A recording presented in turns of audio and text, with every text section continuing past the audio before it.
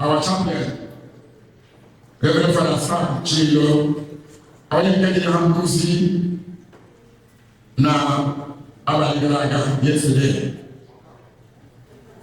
maka mmadụ n'ime ya today. Ezinụlọ Sachika na ndị nkuzi Asali na-enye Chineke ekele maka nkuzi ya, nchekwa ya na ebe ezinụlọ ha nọ. Na-ekele Chineke n'ụzọ pụrụ iche otu o si na-eduzi ya, onye na-aga mkpagharị different countries maka ọjọọ ọ na-anụ, ọ na-ebi ya na-aga n'ebi ya na-alọta. Ezinụlọ Chief Nalolo Innocent Obi and Dr. Mrs. Lilian Obi na-arịọ maka ezumike ezike mkpụrụ obi Ezinne Patricia Adaobi Mgbokwere onye nke Chineke si n'ụwa kpọrọ izu ole gara aga. Ha na-arịọ maka ezumike mkpụrụ obi ya ka mkpụrụ obi ya na mkpụrụ obi ndị otu isi kwere gara aga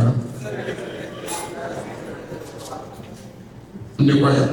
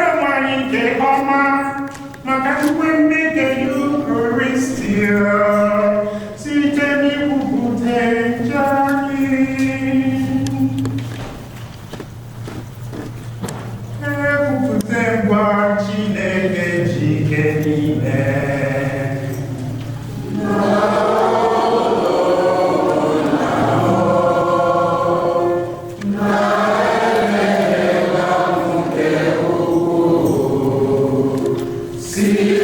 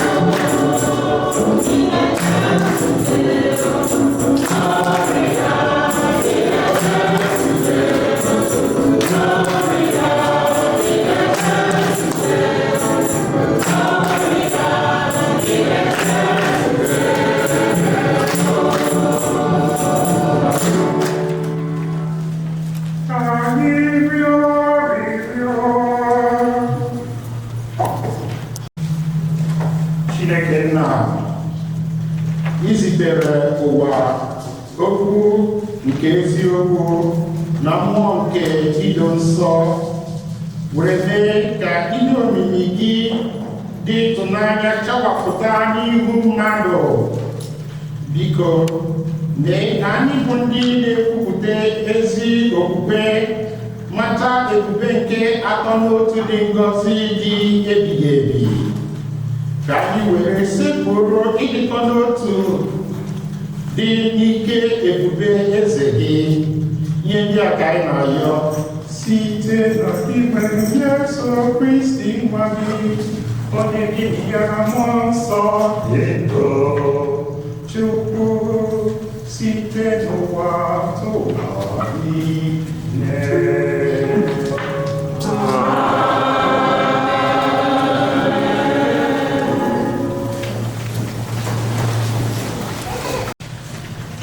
Ihe ọgụgụ nke mbụ. Ihe ọgụgụ edebere n'akwụkwọ Ọpụpụ, isiokwu onye nwe anyị Chineke, onye amara na onye ebere. N'ụzọ ụtụtụ, Moses buru mbadamba nkume abụọ rigoro n'ugwu Sinai dịka onye nwe anyị nyere ya iwu. Mgbe onye nwe anyị rịdatara n'ụdị urukpu, o soro Moses guzoro wee kwupụta na aha ya bụ onye nwe anyị. Onye nwe anyị wee sị otu a gafee ya n'ihu, tie mkpu sị, onye nwe anyị Chineke, onye amara na onye ebere, onye na-anaghị eriwe ọkụ, ma ọ bara ụba n'obi ọma na idebe nkwa o kwere. Moses wee gbuoro ya isi n'ikpere ala wee sị ya, onye nwe anyị, ọ bụrụ na ihe m na-amasị gị, bịa ka anyị na gị soro. N'ezie, ha bụ ndị isi ike na ndị na-adịghị ekwe ekwe, ma gbaghara ajọ omume na mmehie anyị, nabata anyị ka ndị nke gị. Okwu osekwu ụwa.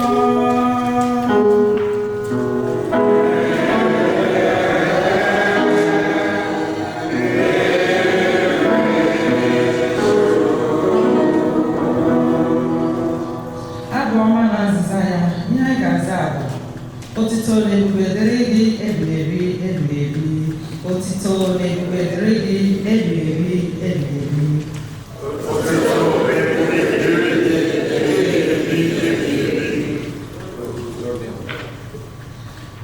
Otito na ebube dịrị gị ebighị ebi. Otito na ebube dịrị gị ebighị ebi.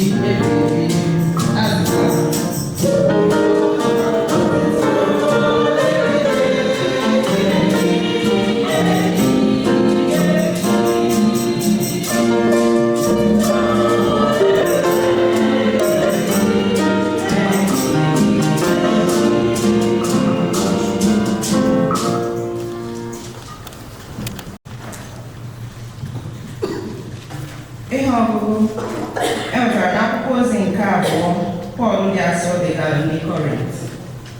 Isiokwu: ka ngọzi nke onye nwe anyị Jesu Kristi na ịhụnanya nke Chineke na ịdịgo n'otu nke mmụọ nsọ. Ụmụnna m, na nkwubi okwu m, nọdụnụ mma. Gbaanụ mbọ ka unu zuo oke n'ihe niile.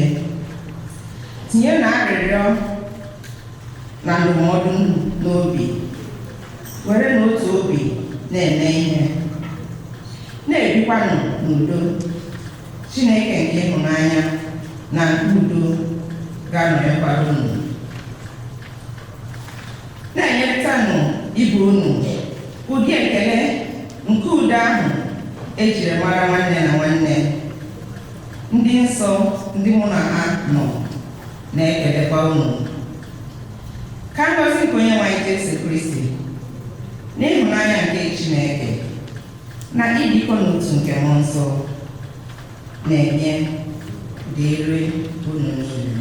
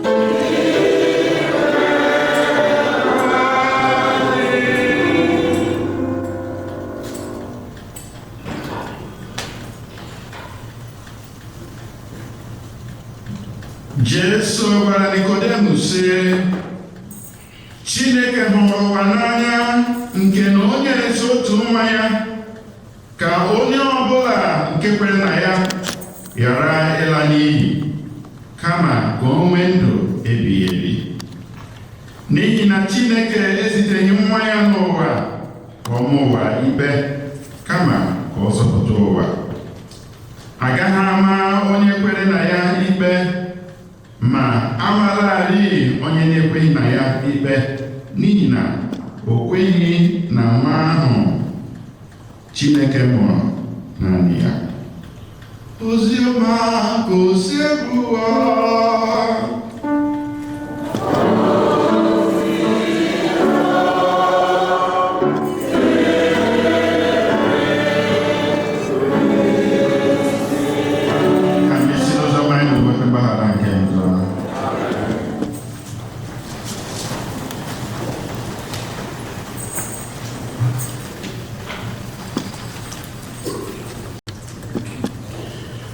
Chineke zitere nwa ya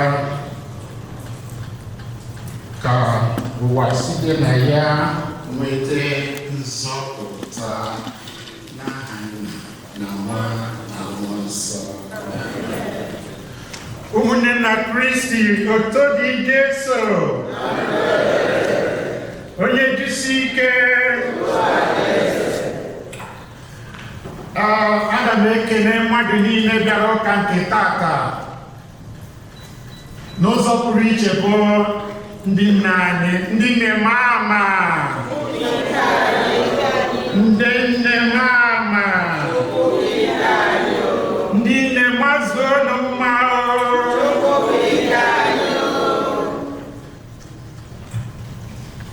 Ọ bụ gị ma nne. Ọ bụ gị ma nne. Ọ bụ gị ma nne. Ọ bụ gị ma nne. Ọ bụ gị ma nne. Ọ bụ gị ma nne. Ọ bụ gị ma nne. Our God. Ọ bụ gị ma nne.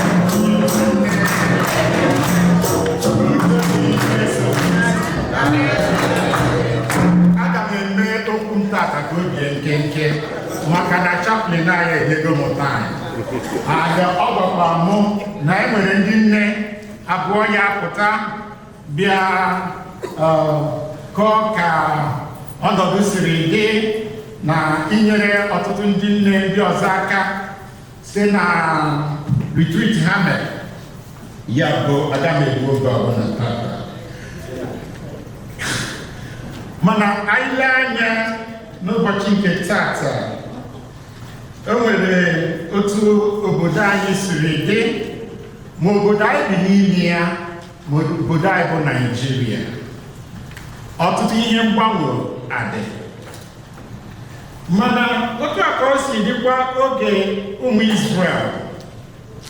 Ụmụ Izrel n'oge nke ha bịa nọdị na amaghịzi ihe ebe ha na-eso eso. Ha nọ n'ọchịchịrị.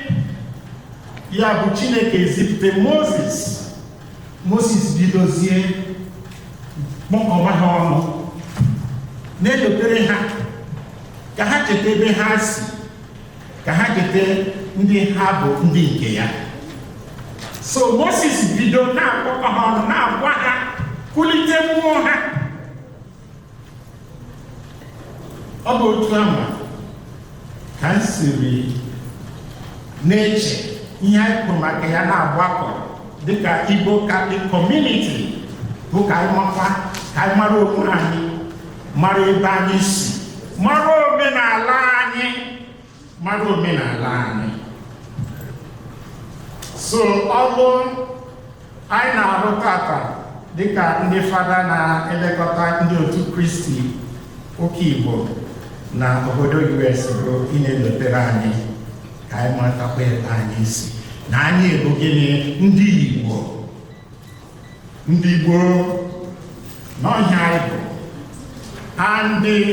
Ndị Igbo nwere nzere, ha nwere value, ha nwere ihe ha na-asọ, ha nwere ihe, ma ọ bụ ya anyị nwere ike jehie, anyị nwere ike bido kọpịwazie ndị mba ọzọ. Anyị bido kọpịwa ndị mba ọzọ, then we will lose our values. O nwere ofu fada, o nwere ezinụlọ ụkọchukwu Anglican, ya na ụkọchukwu Anglican dị na mma. So sometimes fada ụkọchukwu Anglican, ịma na ụkọchukwu Anglican lụrụ ma akpa ya. Okwugbo ụfọdụ sị ya bịa bi ya dina. So fada ejego na dị enyi ụkọchukwu Anglican, n'ihi ụkọchukwu Anglican chi, ọ sị ndị nke akọ ya. So di na nwunye, I say, you don't know what you're missing. So then, anọkete one day, ụmụ ụkọchukwu Anglican gbara ọsọ bịa na father's house. Father gbata na mmadụ abụọ chọrọ igbu gịnị onwe ha. So father gbara na gaba n'ebe di na nwunye. Nwoke kwuru ebe a, nwaanyị kwuru ebe a. Father, look, Father, what they are easy people. You don't, what they are easy people. Why you say, Father, they can't have a now you can't become money. Father says, you don't know what you're missing. So, it's up my brother. The sacrament, both the sacrament of holy orders and the sacrament of matrimony, no under attack. Believe it or not, or no under attack. So, obviously, what you are doing now, Biarokata. Hallelujah, Mama, Negori, Diogo. Biko Koran Haka.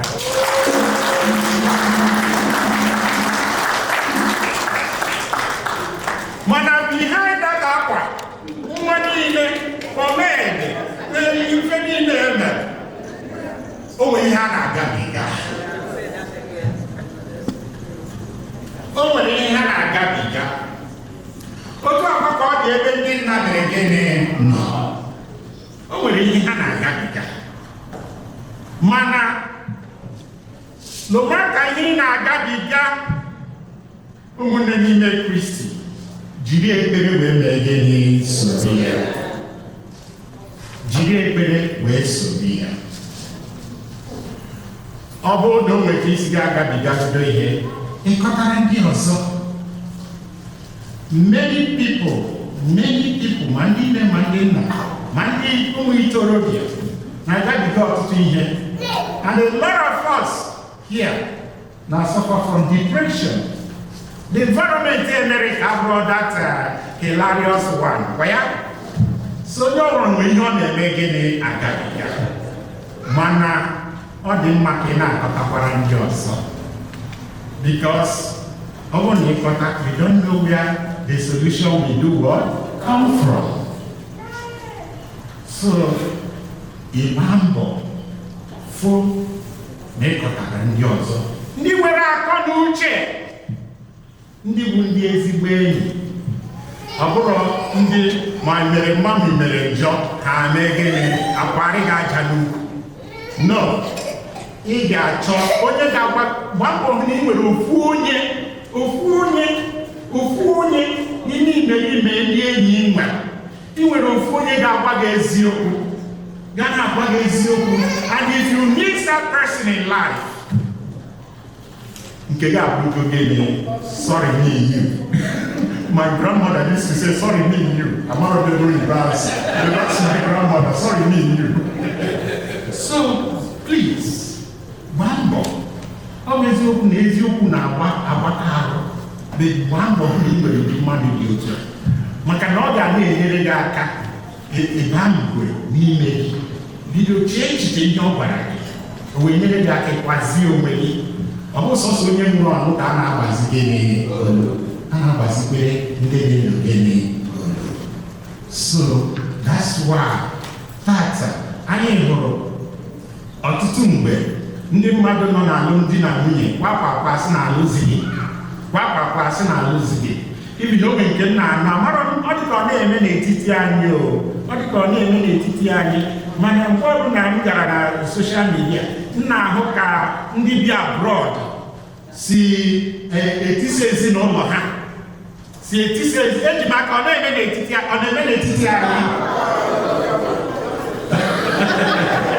So biko ihe anyị na-abịa ebe a abụghị amagudo ụwa George. No. Ihe anyị na-abịa ebe a bụ itichasị onwe anyị site n'okwu Chukwu anyị na-anụ, site na ntụziaka gasị. Ọ bụ ya kpatara anyị ji abịa ebe a. Biko, ka ezinụlọ anyị bụ ezinụlọ eji ama atụ. Ndị nne, ọ bụ eziokwu na ọtụtụ mgbe anyị na-asị ọrụ ịzụ ụmụ dị ndị nne na gịnị aka. Mana ọ bụzi otu aka environment anyị nwere tata gị. Ọ dị both n'aka ndị nne na n'aka gịnị nna. Because ọsụkwụ gbata mmanụ, ọkpọrọkọ gbata mmanụ, ikwe eme gịnị eju. So ụmụnne n'ime Kristi, ana m arịọ onye ọbụla, onwe ka ihe siri mere gị, onwe ka ihe siri ga-adaziri ka i siri chee, biko anwụna na arịrị, anwụna na depression, anwụna na anxiety kọtara ndị ọzọ. Ọ bụrụkwanụ unu ma environment, there were two things in neurology. One book gene and the another one will get environment. And the neurologists will tell you that the gene and the environment is half and half. We're on India. So environment I know here, but environment challenge custom and tradition I see here. So I can get a stay Moses. Ka anyị lotebe ebe anyị na-ege n'ezi. Ọtụtụ mgbe, o nwere ike nwa gị aha ị na-achọ ịgwa okwu ọ dịghị ege ntị because ọ nọ a different environment. Environment na-enye power. Mana ndị nne, aga m asị onye ọbụla jee ya anya maka ndụ St. Monica. St. Augustine ụnụ hụrụ tata bụ onye nsọ, ọbụrụ nsọ ebube ebube ka o jiri mee gịnị too. Ọ bụ onye arịrị ya, ọ bụ omekome, ọ bụ efumefu, mana ihe pụrụ iche bụ na ọ ma akwụkwọ. Mana n'ime ihe niile ọ na-achụ nwaanyị, ọ na-anụrụ ọtụtụ, dasị onwere nke ọ na-eme. Ịghọta, mana nne ya bụ Monica tiri ya na-ekpe ekpere ka Chineke site mmụọ nsọ ya gbanwee ndụ ya and emechaa St. Augustine bụrụ onye gbanwere ogene ndụ ya. So what am I getting at? Ọtụtụ ndị nne na nna na-eri arịrị n'ihi lifestyle ụmụ ha chuzuru. I kwesịghị iri arịrị ma ọ bụ na ị rụrụ ọrụ gị dịka nne na nna. Ịghọta, ọ bụ na ịzụrụ nwa gị ọfụma, o nwere ihe ndị ọcha ka anyị eme.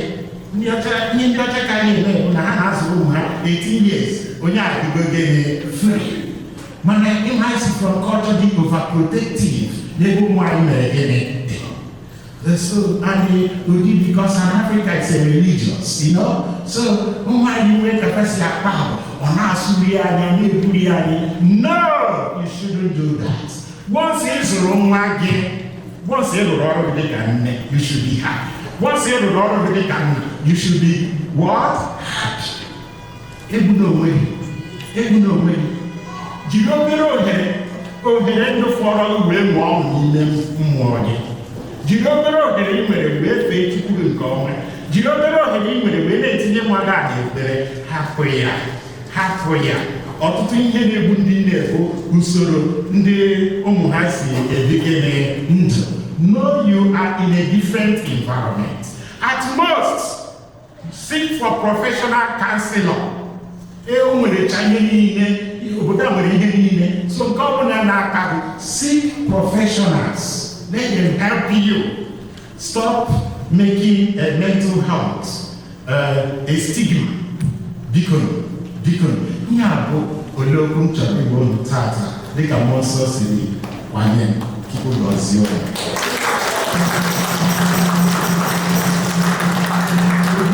Aga m achọ ka ndị nne na-abụ ga-agwa anyị okwu ka ha pụta.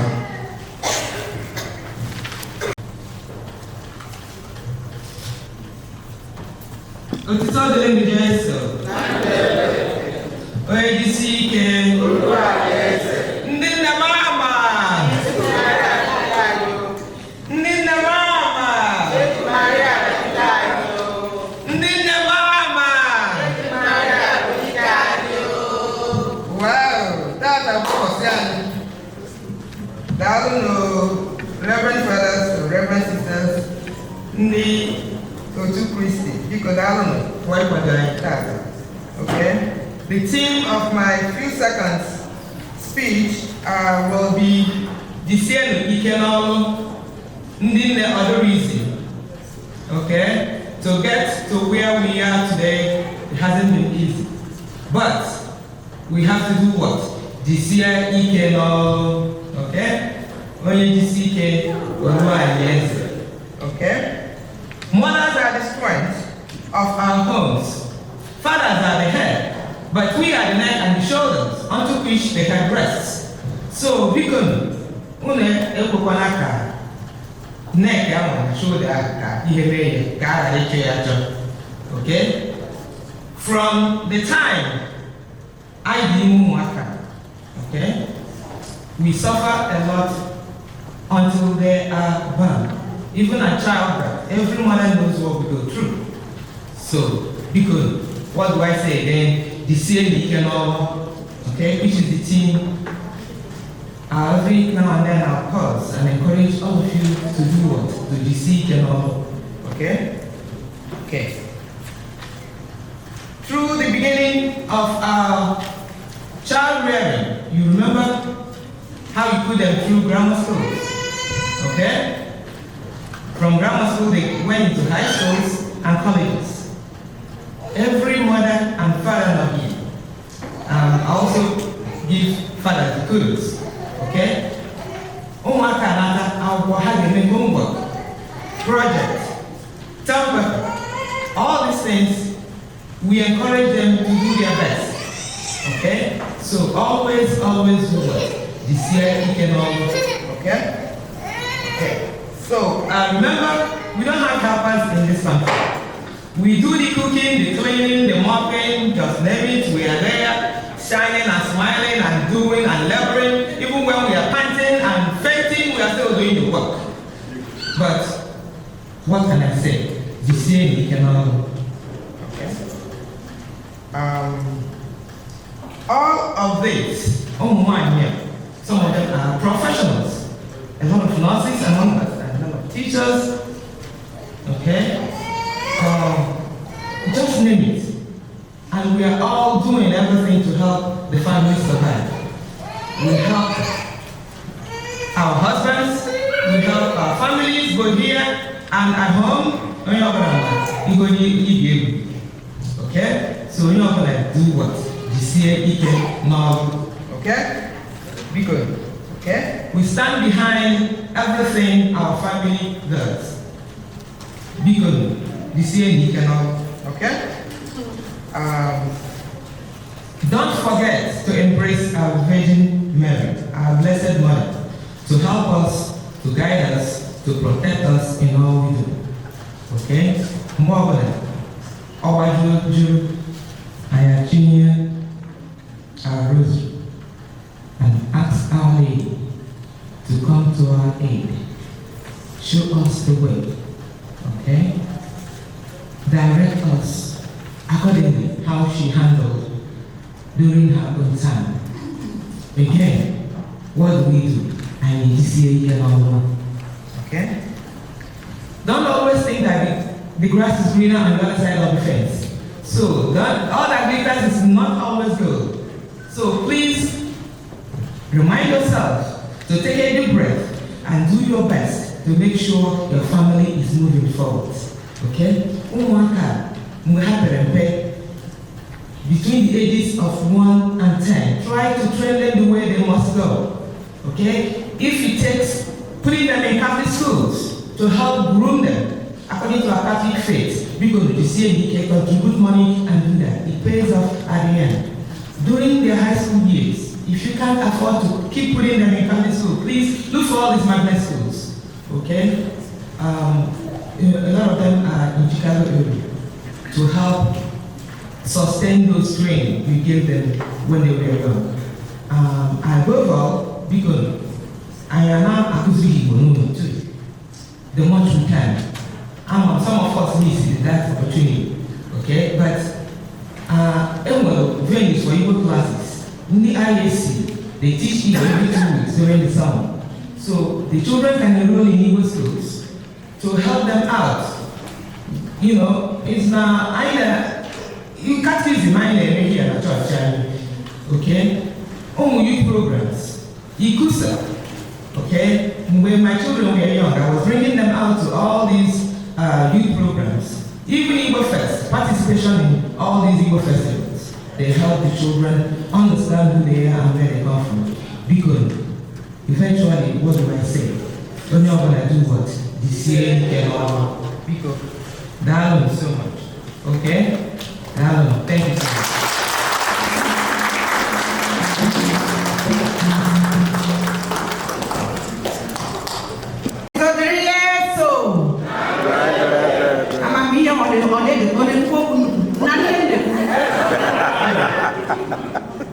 Aga m ejiri ohere a kelee onye ọbụla. Aga m ebido n'ebe ndị fada anyị nọ. Fada ndewo, ndị sista ndewo, ndị nna ndewo, ndị nne unu ga-emekpakwu n'ụlọ aka. Fada ahụrụ m esi na-enye gị miniti nke ọ gara agbago. Ya mere ndị nne ụbọchị taa dị egwu. Ama m obi ụtọ juru anyị n'ahụ. Aga m asị ndị niile bụ ndị nne kwụrụ n'ọtọ. Ịbụ onye nna abụghị na ịmụ akwa. Ịbụ onye nna abụghị na ịmụrụ nwa. Ịbụ onye nne bụ na enwere onye ị na-take care of. You are taking care of somebody somehow. I'm going to buy adoption. I'm going to buy it with whom I be in school. You are doing something somehow. This is time when they have a reporter. They have cheered woman. Can you move? I got my baby in the father not until the room when they not in the hand. Here then I have. Then they take a deep breath. Take a deep breath. Here I am, my mom and I make sure the father grow. I have my mother, Monica. And what the come gonna do morning we are. May her soul rest in peace. Amen. Oh, Roru Gribu never know them. And the young lady, Papa, they come mad. Group no one is water, they go at the then they because you paper Romaka. Love. You have to love yourself. Where Onaya Tieno Wiki Ipota Iwo Kwamuya Munyeka, Imunyeri Yotokone Male Manaka. I would all breathe. Manufrium Proteba Onaya. Love. What is love? You start with yourself. Their annual wellness check this year. Oh, when they go to I told you, Monday doctor, Monday also, Umoganyaga. Oh, Romeo, wedding, Nanya, for all wedding, go for your physicals. Go check your own wedding. Do the things when you came in. One thing, you have to do your annual blood work. You have to do your bone density. You have to do your mammogram. You have to do your self-breast examination. Kampunu, breast examination teaches your husband. He can do it. Can prevent their cancer. Go for your annual pap smear. Una cancer carrier. And I cervical. And I lung cancer. And I breast cancer. And I call you and I call you. Then they young, but to even have one and the and not the camera now, and I let shift your not cafe. No boy, no what but I no what to any man. Then they for I down them sing then, and I'm going way back. Well, I got no I was and I'm not saying it. I have prayer and family. No. I got a letter. Everybody put I just put it in a labeke. Or I'm an alabeke on your Pagaro, we have to embrace our own. Talk to one another. I don't remember that crowd depression. Listen, everybody will have a little depression in there. It depends on how you manage it. And you have to take care of yourself. Love yourself. And another thing in our love, you cannot love yourself without praying. In all being a role, before you buy a he said, manager, ị gaghị ahụ mụta onye a ga-elele n'ụlọ ọgwụ taa ọbara Jizọs ekwekwala ka ọ tọọ n'aka meekwa ka ọ dị ndụ meekwa ka ihe karịa nke ọma ndị niile bụ ndị mụ na ha na-arụ ọrụ Chineke were udo tinye ya. You have to pray, take order from God before you start anything any day. Even as you're walking, as you're coming, as you're eating, you know like Chineke tinye egwu Chineke ma ana m arụ gị ụka Chineke ma ihe kwuru ga-eme.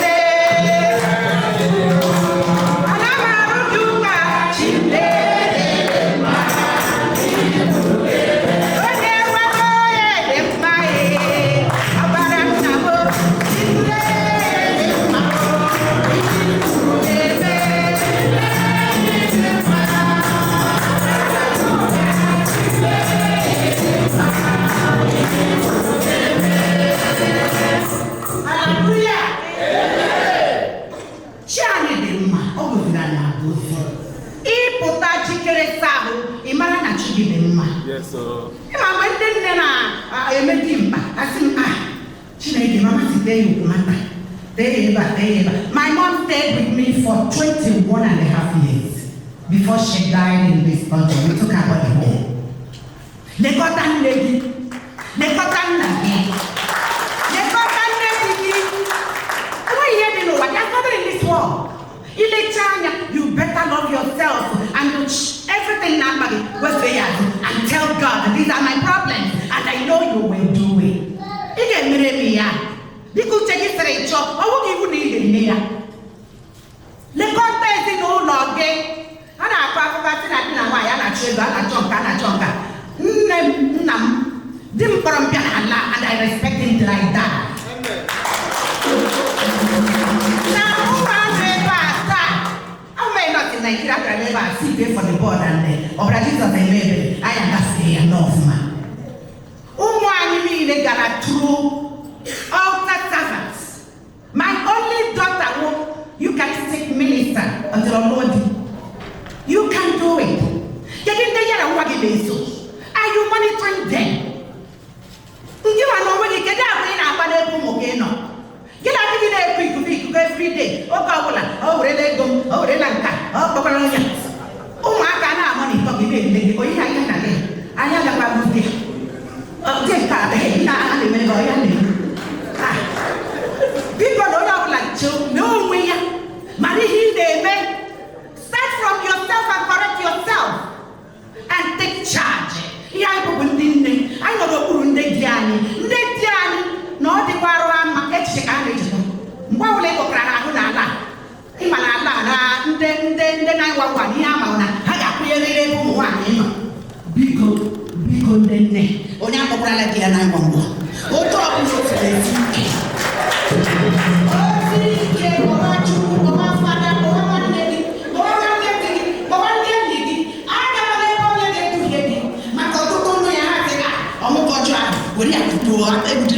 No, we don't do that. That's not our culture. We have to do better. And there's nothing like a perfect family. There's nothing like a perfect husband and wife or couple. No. JCK, Mrs. Tinaku.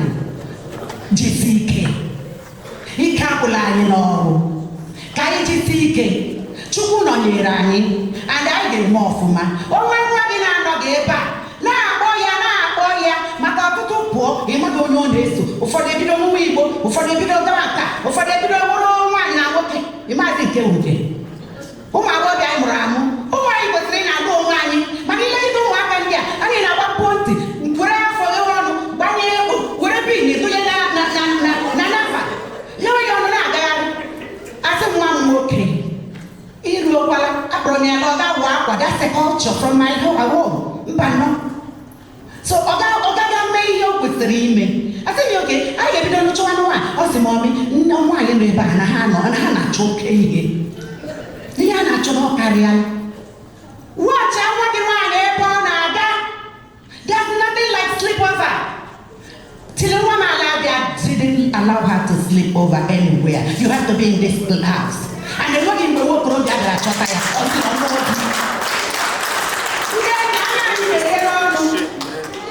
I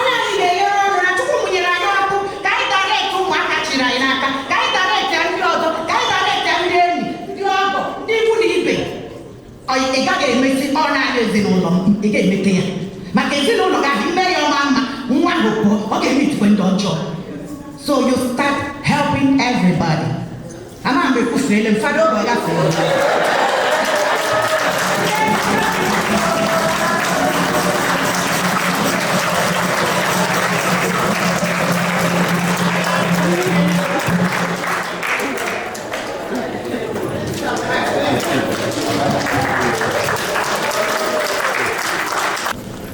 Thank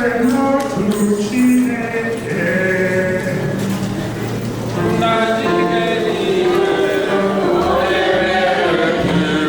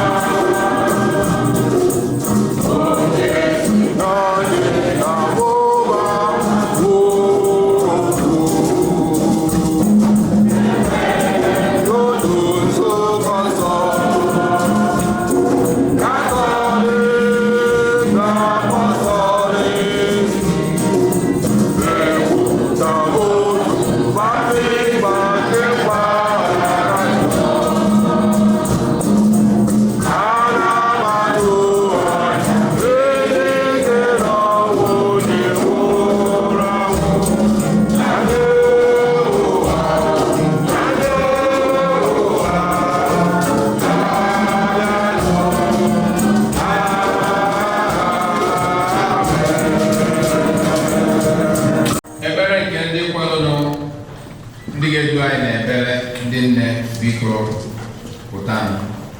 Chineke nna ji ike niile dị nsọ dị ebere na-ekele ka o si maa mma mmekọ nke ụmụ gị n'ụbọchị taa anyị na-eri oriri nke atọ n'ime otu dị ngọzi, ka anyị na-ayọ ngọzi pụrụ iche n'isi ndị nna anyị. Biko chee ntị n'ayịyọ nke ụmụ gị na-ebutere gị n'oche eze gị.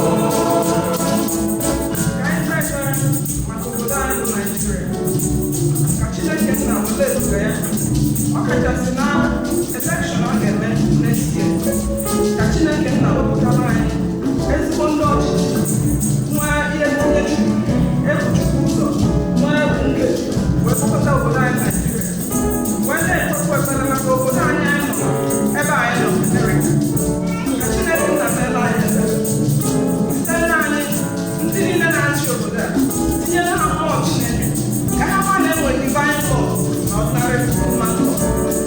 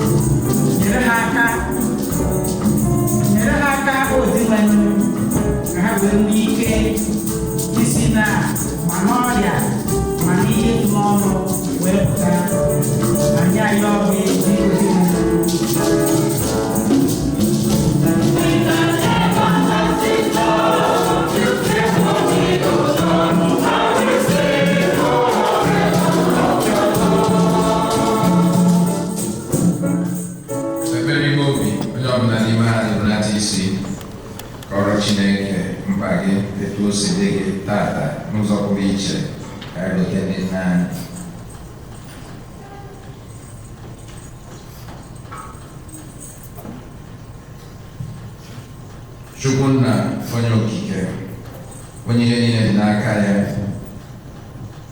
Jesu Kristi onye nzọpụta nke ụwa niile, mmụọ nsọ onye na-enye ike, mmụọ nsọ onye na-enye udo, atọ n'ime otu dị ngọzi, nara otito, nara mbuli elu, nara ịja mma, nnabata ayọyọ ezinụlọ a ịkpọtara n'iru gị n'ụbọchị taata. Nye anyị ngọzi na uju ka anyị fee gị ezi ofufe, tụọ aha nsọ gị egwu, bie ezigbo ndụ n'ụwa ka ọ ga-abụ n'ikpeazụ anyị esonye n'uju nke aṅụrịla dị n'eluigwe n'aha Jizọs Kraịst onye nwe anyị.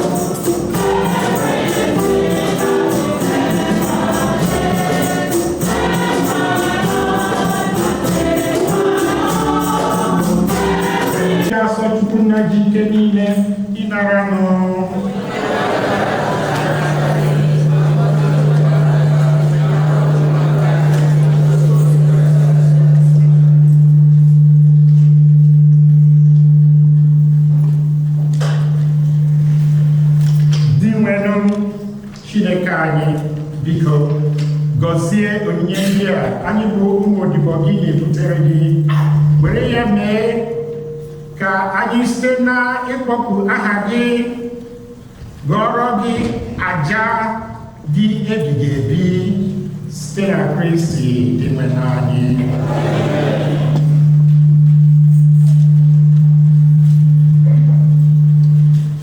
Onye nwe anyị nọnyere unu.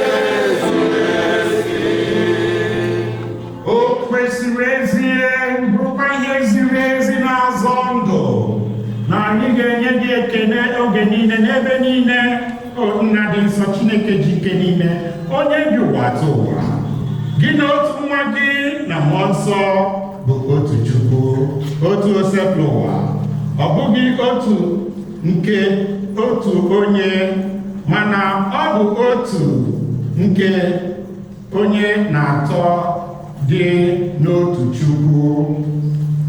N'ihi ihe ọbụla nke ị gosiri anyị kwere banyere otito gị, otu ihe aha bụkwa ka anyị ma banyere nwa gị kwa mmụọ nsọ na-amaghị nkewa na ngụbọsị ọzọ,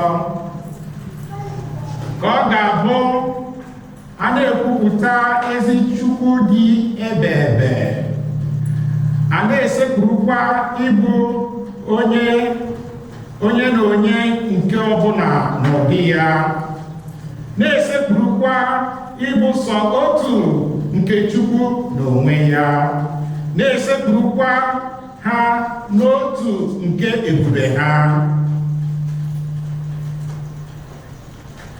nke ndị mmụọ ọma niile n'ike niile nke eluigwe na-eto mgbe niile n'ukwe na-asị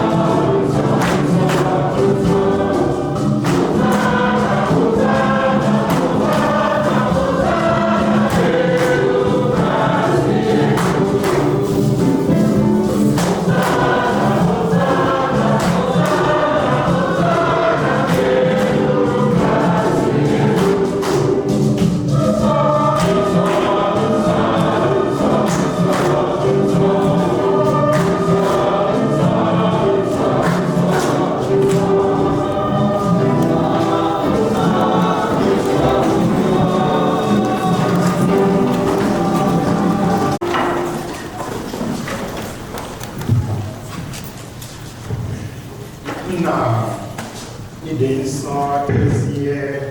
O kwesịrị ekwesị otu ihe niile ike na-esi eto gị site na Jesu Kristi nwa gị nwe n'anya site n'ike nke mmụọ nsọ. Ị na-enye ihe niile ndụ na-edo ha nsọ na ndụdụ gaa ndụ niile. Ị naghị ahapụ ịkpọkọbara onwe gị ndị mmadụ ndị ga-atụnyere gị aja zuru oke bido n'ọwụwa anyanwụ ruo n'ọdịda ya. Anyị ebunye gị onyinye ndị a ka osepụ ụwa wee umeala na-arịọ gị ka ido na nsọ site na mmụọ gị ka ha wee dọrọ anyị ahụ na ọbara nke nwa gị Jesu Kristi onye nwe anyị, onye nyere anyị iwu ka anyị na-eme emume nke inye ekele nke a n'anyasị mbọsị eduru ya nye n'ọnwụ. O were achịcha nye gị ekele n'otuto nyewa ya nye ya ụmụazị ya sị,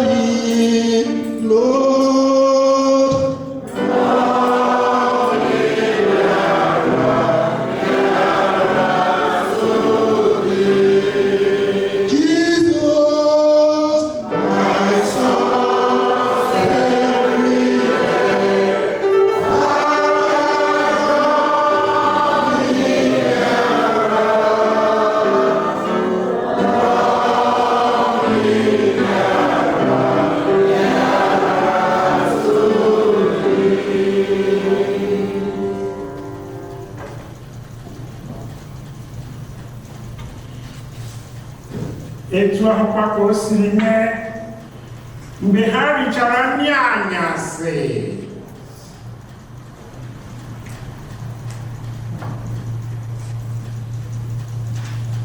O buru iko mmanya nyekwa gị ekele na otuto bunye gị ụmụazị ya sị,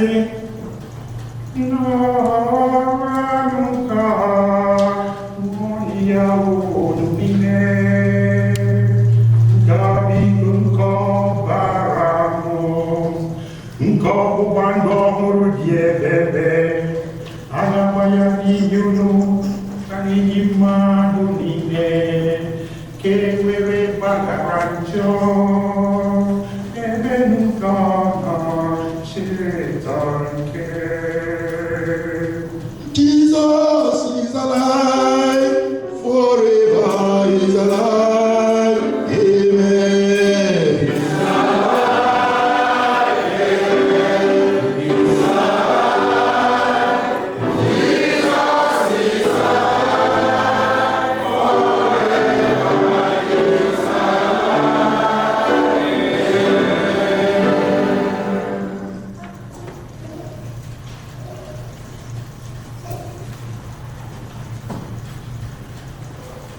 Ka anyị kwupụta n'ihe omimi nke okpukpe anyị na-eme ugbu a.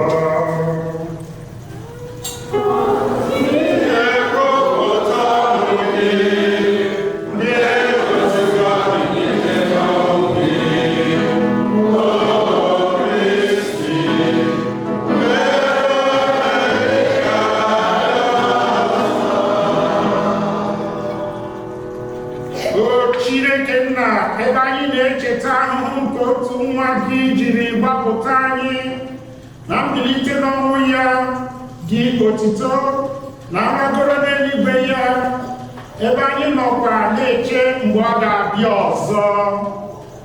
Anyị ewere obi ekele chụnyere gị aja nke dị ndụ, aja dị nsọ. Anyị na-arịọ gị ka ilekwasị anya n'onyinye nke nzukọ gị, were hụ n'ime ya onye n'ihi ejiri chụọ aja nke medara n'obi maka njọ. Mee ka anyị bụ ndị na-esi n'ahụ n'ọbara nwa gị enweta ndụ jupụta na mmụọ nsọ were si na ya bụrụ otu ahụ na otu mmụọ na Kristi. Ka Kristi n'onwe ya were anyị nye gị dịka onyinye zuru oke mgbe niile, ka anyị wee soro Virgin Maria dị ngọzi nne nke Chukwu, St. Joseph, ndị apọstụl na ndị egwuregwu maka ihe okwukwe na ndị nke gị niile dị nsọ were keta oke na alaeze eluigwe. Ọ bụ na arịrịọ ha na-arịọ gị mgbe niile ka anyị tụkwasịrị nchekwube. Anyị ji umeala rịọ gị oserụ ụwa ka aja nke a mere ka anyị na-agịrịkwa na mma ọzọ wetara ụwa niile udo na nzọpụta. Anyị na-arịọ maka nzukọ gị nọ n'iche n'ụwa, maka nwa odibo gị bụ nna anyị Pope Leo na bishọp anyị Blaise, maka ndị bishọp, ndị ụkọchukwu na ndị ofufe ọta gị niile, na ndị niile Kristi ji ọbara ya were batara gị. Mee ka ha kwụsie ike n'okwukwe.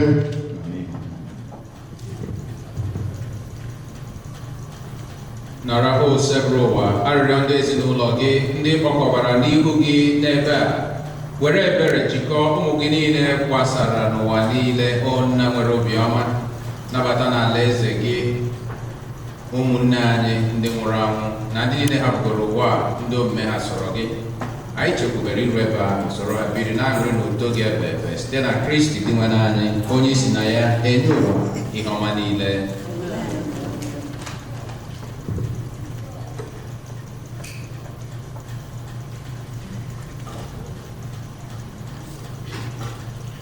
Ndị niile kere eke na-eso ya bụ Kristi, na-esikwa n'ime ya ma n'aka ya, na-edikọ n'otu nke mmụọ nsọ, ya nyere gị bụ Chukwu na ji ike niile, nsọpụrụ na otito niile, site n'ụwa tụwa niile.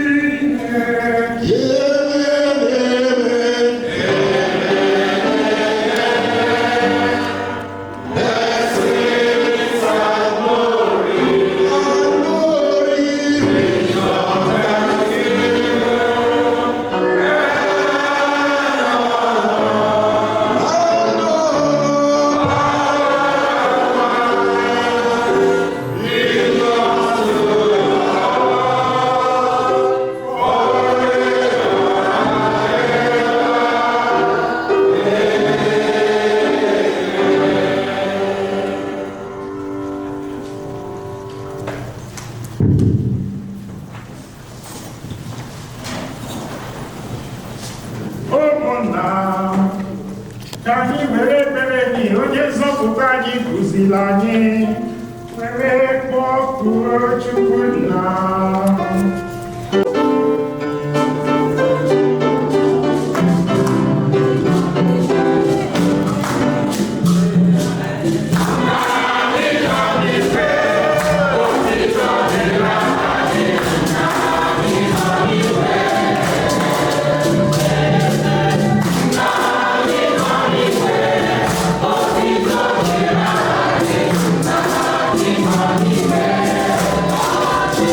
Yeah.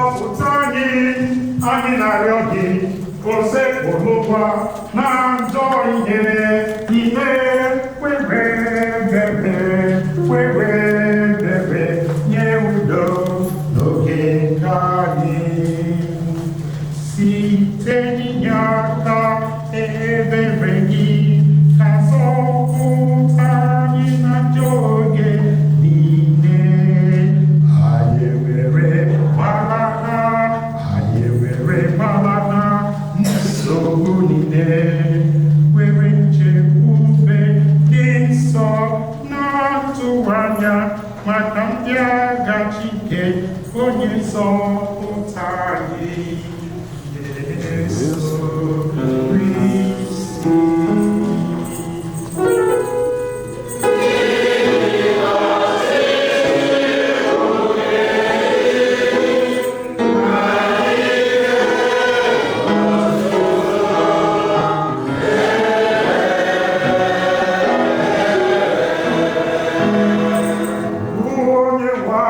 Yesu Kristi.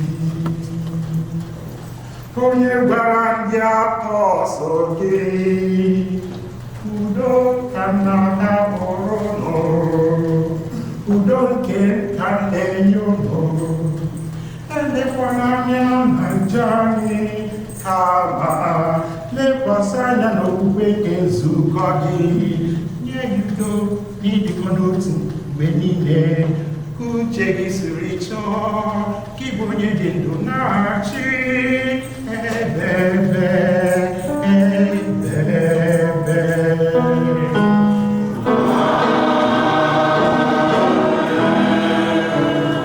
Udo ka ose n'ụwa dị n'omume niile.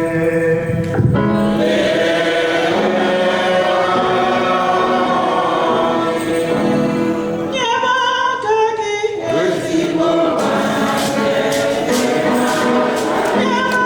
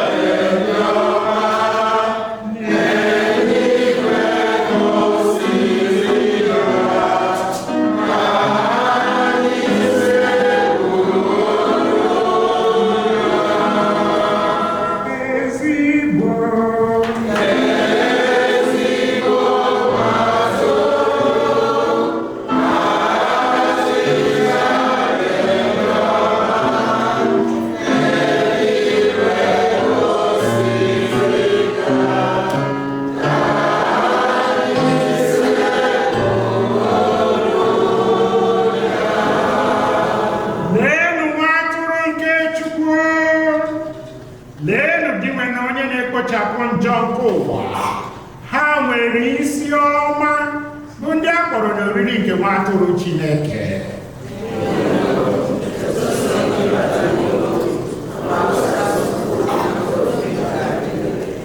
Ka ahụ na ọbara nke iwe na-echekwaba anyị ruo na ndụ ebe ebe.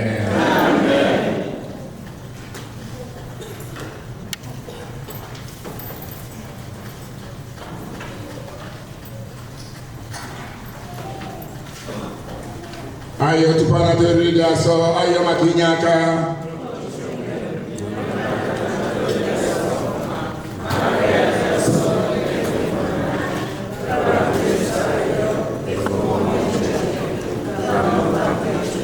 Omen kinepere.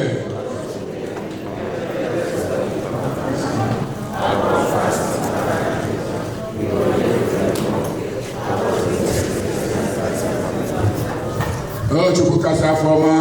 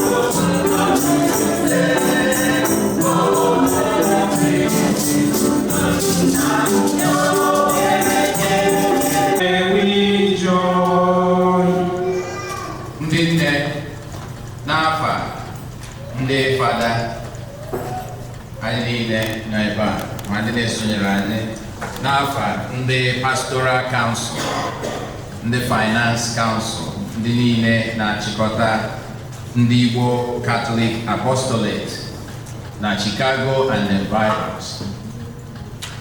Ana m asị unu Happy Mother's Day. Biko kwụrụ n'ọtọ ndị nne.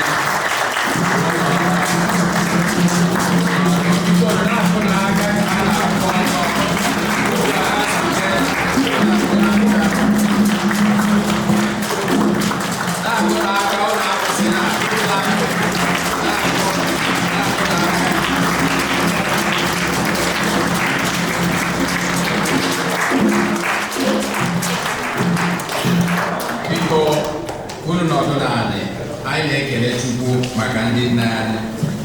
Ọ bụ na eweruga unu n'ụsọ, amarọ m ka Igbo Catholic ga-esi wee dị. Just etu o si bụkwa na your family, ndị nna unu na-agbani na-agbanịsikwa ike, mana eweruga ndị nne n'ụsọ, I don't know. Amarọ m ka anyị ga-esi wee mee without you. So mothers, thank you very much. Chineke gozie unu. Etu a ka anyị ga-esi wee mee emesịa announcement ndị nne Father Casimir ga-agọzi unu. Anyị niile will extend hands over the mothers. Agọzicha unu. Father gwasị unu okwu mgbamume. Ọ ga-adị very brief. Na-ebido Thanksgiving. Ndị nne emesịa Thanksgiving. The floor is yours, Father.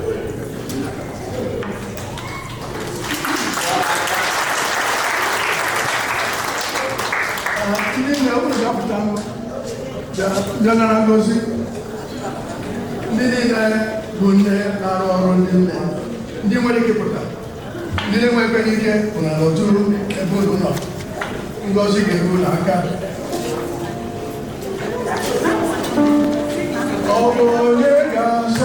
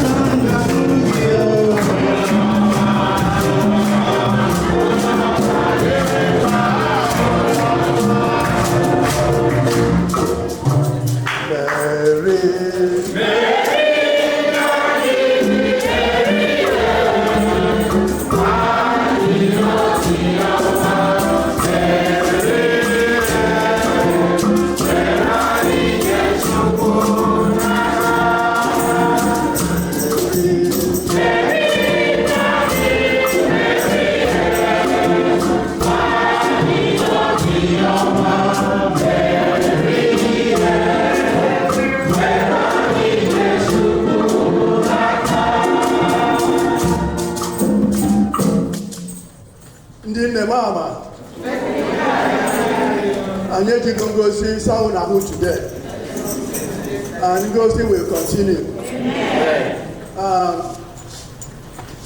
Anya nugonu okwu gbamume fara ke gwara anyị.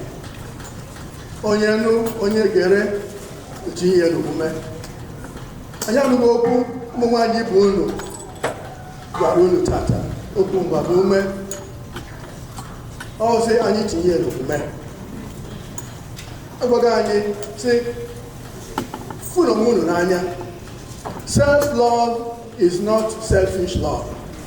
That's what we do in chaplaincy. Self-love is not selfish. It is very important. Nigga, afọ onwe gị n'anya, sọpụrụ onwe gị, sọpụrụkwa ndị ọzọ. Ya ọtụtụ okwu adịghị karịkwa isi Chineke gọzibo unu. So, dịka bara sikwa onye ọbụla gbachiwa aka ka anyị kpee ekpere ngozi. Ka anyị gbokuo Chukwu Nna na Nwa na Mmụọ Nsọ, the Holy Trinity, ka o weta ngozi ihe wee gbaa unu okirikiri. Amen. Ka ịfụnanya Chineke saa unu ahụ, ka ịhụnanya na ebere Chineke gbaa unu ume. Ka ịfụnanya ha bidoro unu gbasara ndị ọzọ, unu gbasara ndị unu na ụmụ ezinụlọ niile. Chineke na Mmụọ Nsọ nye unu ahụike unu ga-eji na-arụ ọrụ dị uru n'ezinụlọ. Onye kwu na akụ unu ga-eji nyere ndị dị unu aka iji na-azụlite ezinụlọ n'ugbo unu niile. Unu dị ka semọnị ka a gwara anyị tata na ekpere ugwu ekpere ka Chukwu na-eju ha na ma ejije ha ma mbata ha ka ha ghọọ ezigbo mmadụ. Unu gbata ọsọ niile bụrụ ezigbo ndị nne ma n'oge abalị ezinụlọ ka Chineke kwụghachi unu ụgwọ nke ịdị ndụ ọma n'ụwa, birikwa ndụ ọma na ụwa nke ọzọ. Amen. Ya ka Chineke na-agọzi unu Nna na Nwa na Mmụọ Nsọ.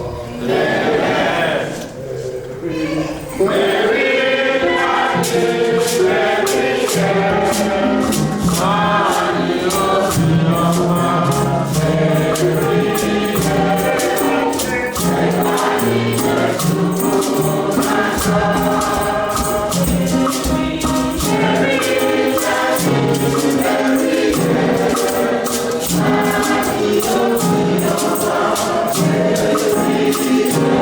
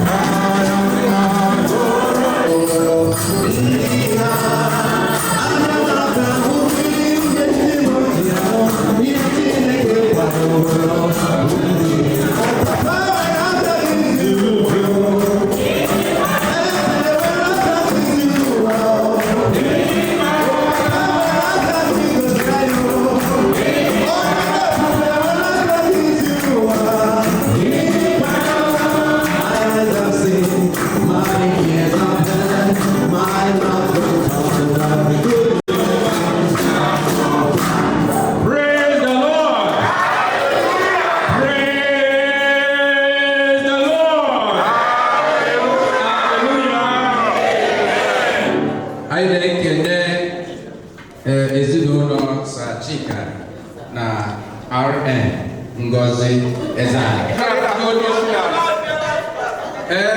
Etu Chineke si arụ ọrụ ụfọdụ fụ ihe anyị niile ebe a ejekọta ya. Anyị nwere obere last Sunday Nwogumude n'ebe a enye anyị ọmarịcha Charles. Anyị eyughị gata maka a gara ha na-akọsekreti akọsekreti. Thank you very much. Achọrọ m ikelekwa ụmụ nwanyị na-ahụkwara anyị okwu tata.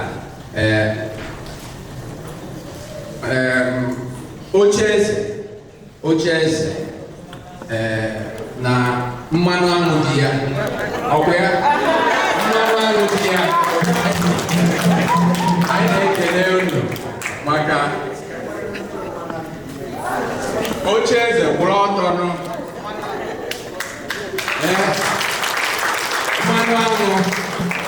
Mmanụ aṅụ dị ya.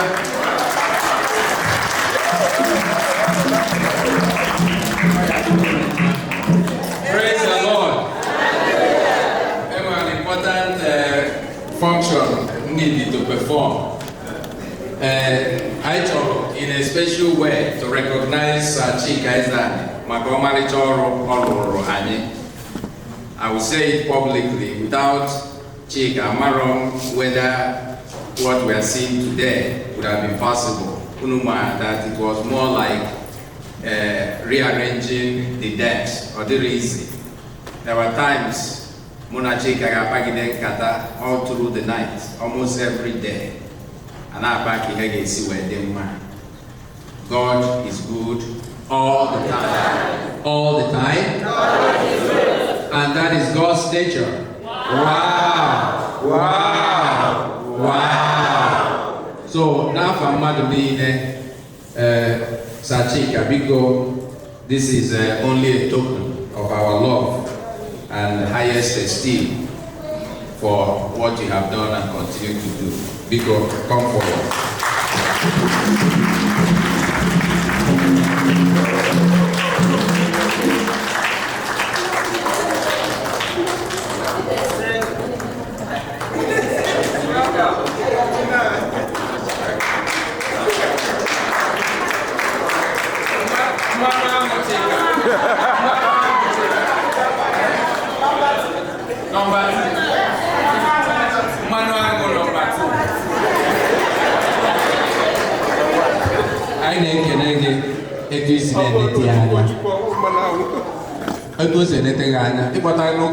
Part of Jisike ọrụ ga-amaka inugo. Thank you. N'afa nnuku Igbo ka na-enye unu onyinye a.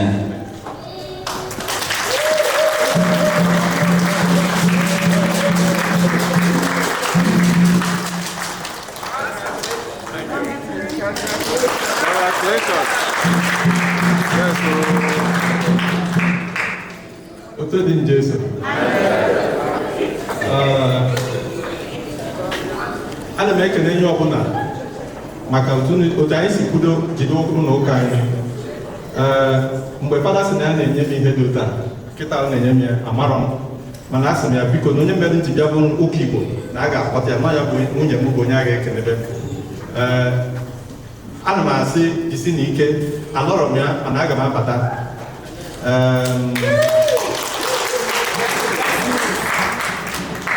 Biko aga m ayọ unu ndị ụmụ nwanne m ka anyị na-ene n'anya ife anyị ga-emewuru n'ụlọ ụka anyị karịa ihe ụlọ ụka anyị ga na-emela anyị.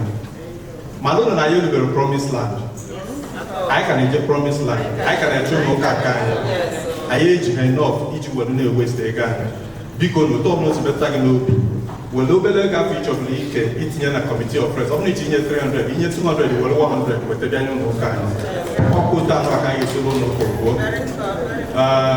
Nke ikpete maazụ ka anyị jisi n'ike mmanụ na anyị bịara ịsa abụ ndị mmadụ, inyere ndị mmadụ aka. Anyị ga-ebido debere onwe anyị aka ife anyị ebe ndị nọ n'ile aka. Otu dị Jesu. Ndị nne m ama. Otu dị Yesu. Ndị nne m ama. Ndị nne m ama. Afụfụ niile anyị tara na onye ga-akwụ anyị ụgwọ ọrụ ahụ. Na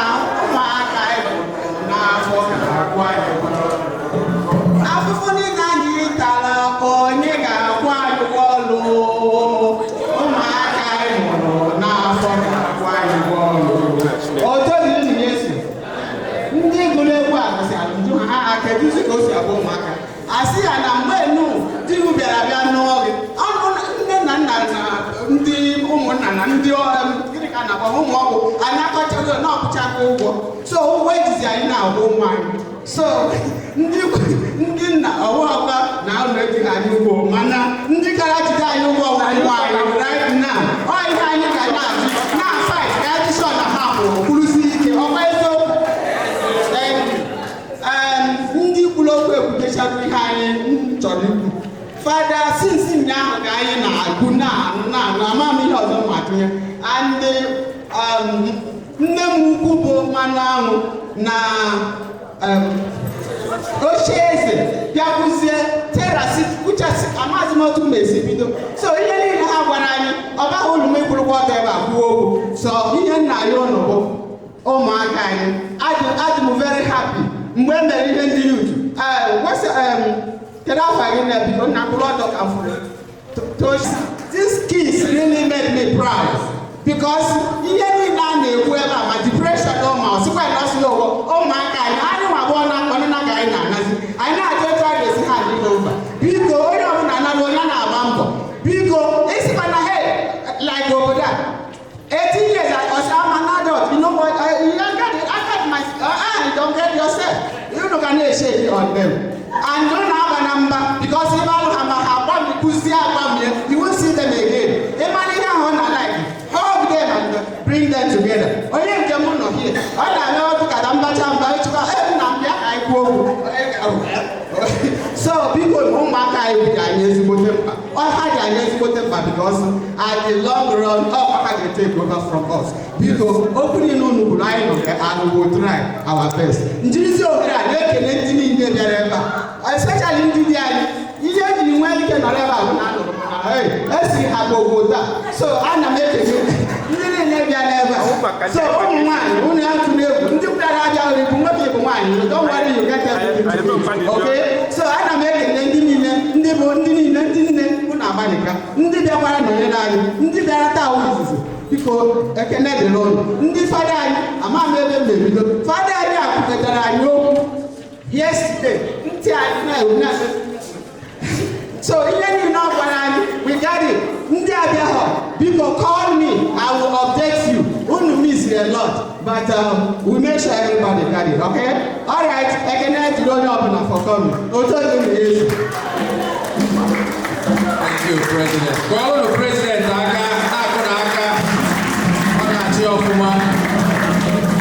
you. And just before the final blessing, because Achakwamike and Father Ken, some time ago, Monea Kagesi, when I support the spiritual, the Father Nine, we work together, where your Father Ken waited Nogabu, spiritual advisor to Ndine. So, because Father Casimir, who was spiritual advisor and the finance.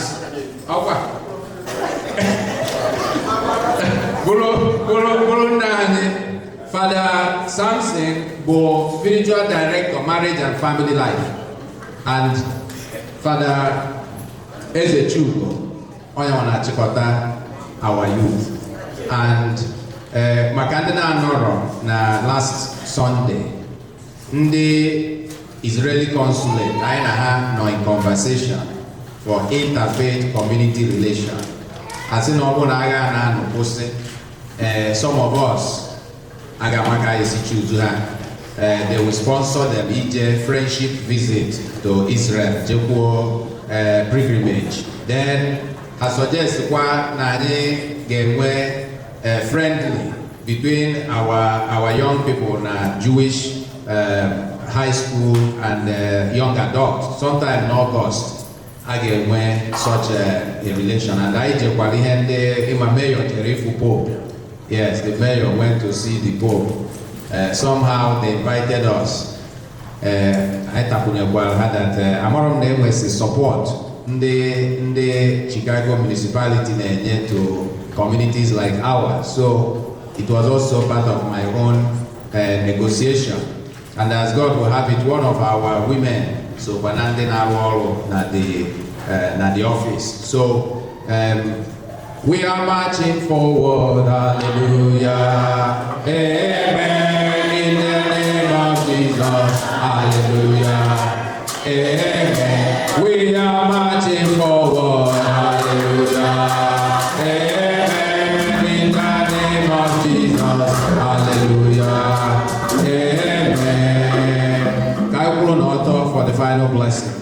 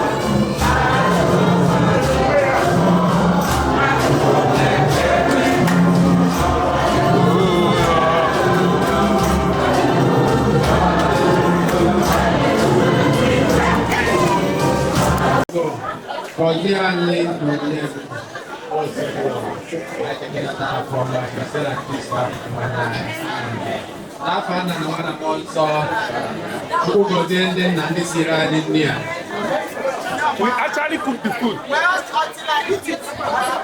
actually cook the food. We didn't order it. We didn't just how we share here.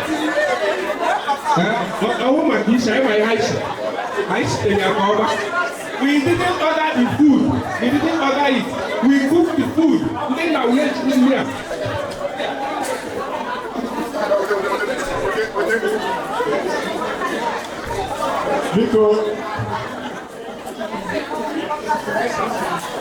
Biko gẹ́nu ntị, agwụ na-ekwu ọgụ si wee gaa. Gẹ́nu ntị, onye na-ejere ọja na-enweta ndị aka, gẹ́nu ntị ya. Gẹ́nu ntị, ụmụ nwanyị na-ekwu ndị nọọsụ, gẹ́nu ntị. Ndị gbara ụmụaka, biko ha bụ n'ụzọ ka ọrụ ụmụaka baga, ụmụ nwoke ga-enye unu nne. Ndị ama mesịrị ya, ndị na-akpọrọ ụmụaka ma ndị ụmụaka ụfọdụ eto kwaga, mana ụmụ nwoke ga na-ekenye unu ndị aka. So onye nwụrụ amụ enyi ezigbo anụ, onye nwụrụ amụ enyi akwala anụ. Nwaanyị nwere ezigbo amụ enyi ezigbo anụ, ọnwụrụ nwụrụ amụ enyi akwala anụ. So dịka ụmụaka biko gaba n'elu, dịka ụmụaka gaba n'elu bụrụ nje nye ụmụaka n'elu. Akwala anụ ga na-enye ndị na-amụrụ amụ. Some of us may be equal challenged. They were saying that if you have children, young kids, please bring them forward and get the food for them. And then those who have grown children can come afterwards. But the men are back there waiting to serve you. Glory be to your holy name, Lord.